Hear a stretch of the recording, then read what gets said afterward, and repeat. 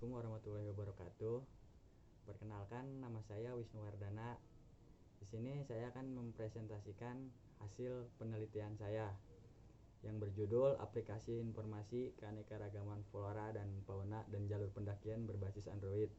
Studi kasus yang saya lakukan itu berada di Taman Nasional Gunung Gede Pangrango.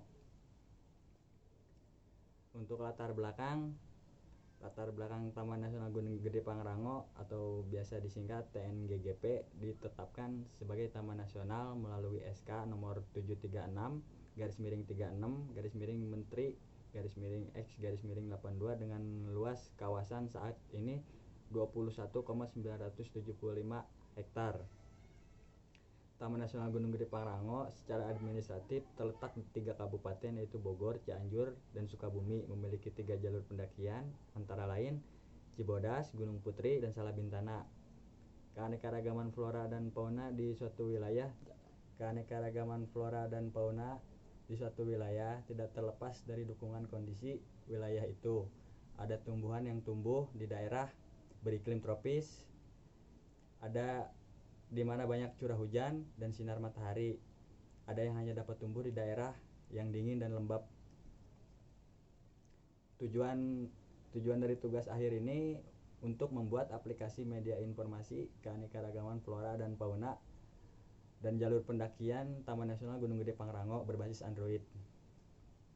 Ruang lingkup dalam pembuatan aplikasi ini membatasi permasalahan antara lain aplikasi akan menampilkan jenis flora fauna di wilayah Taman Nasional Gunung Gede Pangrango. Aplikasi akan menampilkan jalur pendakian dan pos-pos yang ada di jalur pendakian. Tools atau software yang digunakan adalah Adobe Flash, Adobe Photoshop CS6. Manfaat yang didapat dari penelitian tugas akhir ini: bagi mahasiswa dapat mengenal langsung lingkungan daerah konservasi, menambah pengetahuan keanekaragaman hewan dan tumbuhan, mengetahui jalur pendakian gunung tersebut. Bagi pembaca memperoleh informasi dan wawasan mengenai aplikasi Android dan menjadikan laporan ini sebagai referensi perbaikan untuk sistem yang akan dikembangkan. Tinjauan pustaka multimedia adalah penggunaan komputer untuk menyajikan dan menggabungkan teks, suara, gambar, animasi, dan video dengan alat bantu, tools, dan koneksi link sehingga pengguna dapat bernavigasi, berinteraksi, berkarya, dan berkomunikasi. Multimedia sering digunakan dalam dunia hiburan. Selain dari dunia hiburan, multimedia juga diadopsi oleh dunia game. Multimedia juga dapat diartikan sebagai penggunaan beberapa media yang berbeda dalam menyampaikan informasi berbentuk teks, audio, grafik, animasi, dan video. Ada jenis-jenis multimedia, itu multimedia interaktif. Pengguna dapat mengontrol apa dan kapan elemen-elemen multimedia akan dikirim atau ditampilkan. Media hiperaktif, jenis ini mempunyai suatu struktur dari elemen-elemen terkait dengan pengguna yang dapat mengarahkannya. Multimedia linear, pengguna hanya menjadi penonton dan menikmati produk multimedia yang disajikan dari awal hingga akhir. Flora dan fauna. Pengertian flora dan fauna menurut Kamus Besar Bahasa Indonesia adalah keseluruhan kehidupan jenis tumbuh-tumbuhan suatu habitat, daerah, atau setara geologi tertentu. Jadi setiap tumbuhan baik yang hidup di atas maupun di dalam tanah merupakan jenis flora. Sedangkan fauna merupakan semua jenis hewan yang hidup di muka bumi sesuai dengan pengertian dari Kamus Besar Bahasa Indonesia adalah keseluruhan kehidupan hewan suatu habitat, daerah, atau setara geologi tertentu. Adobe Flash CS6 adalah software yang memiliki kemampuan menggambar sekaligus menganimasikan serta mudah dipelajari. Flash tidak hanya digunakan dalam pembuat animasi, tetapi pada zaman sekarang Flash juga banyak digunakan untuk keperluan lainnya seperti dalam pembuatan game, presentasi, membangun web, animasi, media pembelajaran, bahkan juga dalam pembuatan film. Adobe Flash memiliki pemrograman ActionScript dan dapat merupakan authoring tool berbasis timeline dan terstruktur. Penelitian terdahulu, metode penelitian, penyusunan media informasi keanekaragaman flora dan fauna serta jalur pendakian ini diperlukan data-data serta informasi yang relatif lengkap sebagai bahan yang dapat mendukung kebenaran materi uraian dan pembahasan.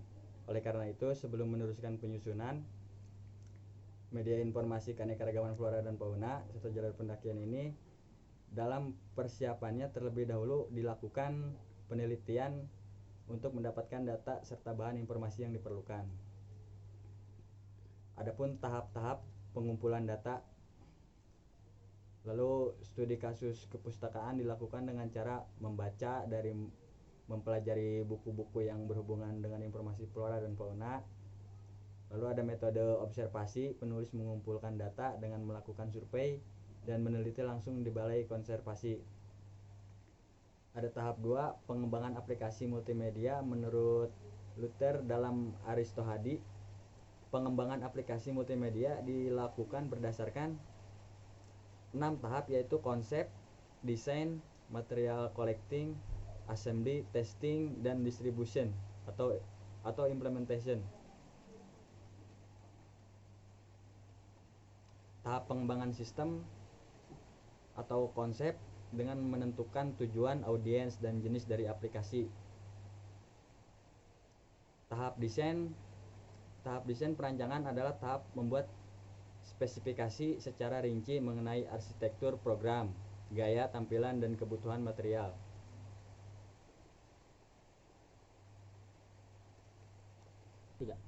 Selanjutnya, hasil penelitian yang berupa aplikasi. Ada beberapa tampilan. Untuk tampilan halaman utama yaitu splash screen, merupakan tampilan awal pada saat aplikasi dibuka. Pada halaman ini menampilkan satu buah button start atau masuk ke menu selanjutnya. Pada halaman ini animasi dibuat lebih banyak agar user tidak bosan untuk menggunakan aplikasi. Lalu kita masuk ke menu halaman utama. Halaman utama merupakan halaman yang menampilkan beberapa menu, yaitu flora, fauna, jalur pendakian, prosedur, dan tentang. Lalu ada halaman flora, menampilkan jenis-jenis flora yang berada di kawasan Gunung Gede.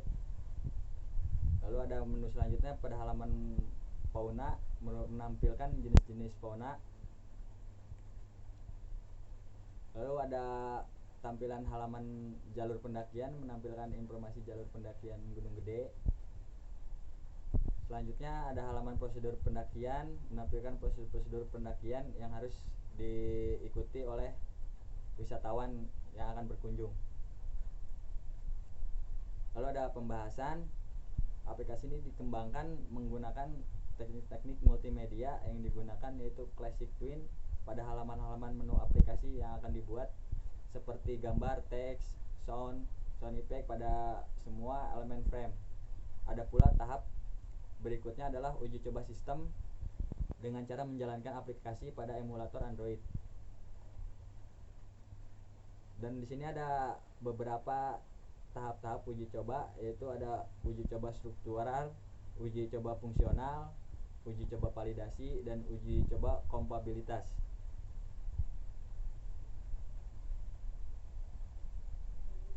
Untuk uji coba struktural adalah uji coba untuk mengetahui apakah struktur atau alur sistem yang dibuat sudah sesuai dengan yang dirancang. Lalu uji coba fungsional dilakukan untuk mengetahui apakah sistem yang dibuat sudah berfungsi dengan baik.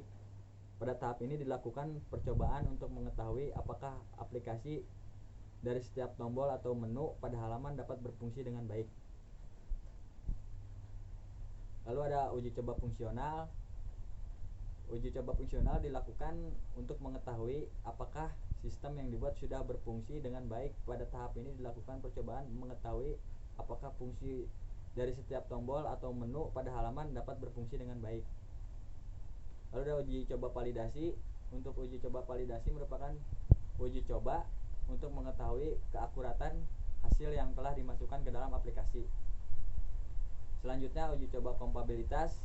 Uji coba ini dilakukan untuk mengetahui kompatibilitas aplikasi terhadap beberapa perangkat Android yang memiliki tipe berbeda.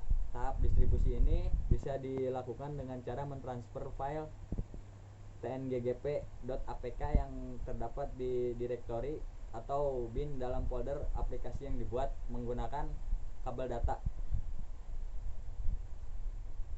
Untuk kesimpulan dan saran, kesimpulan pembuatan aplikasi media informasi keanekaragaman flora dan fauna ini diharapkan membantu pendaki, wisatawan, atau masyarakat umum untuk mengetahui tentang pentingnya mengenal kawasan Taman Nasional Gunung Gede Pangrango. Aplikasi ini sudah melewati 4 uji coba, yaitu uji coba struktural, uji coba fungsional, uji coba validasi, dan uji coba kompatibilitas. Aplikasi media informasi ini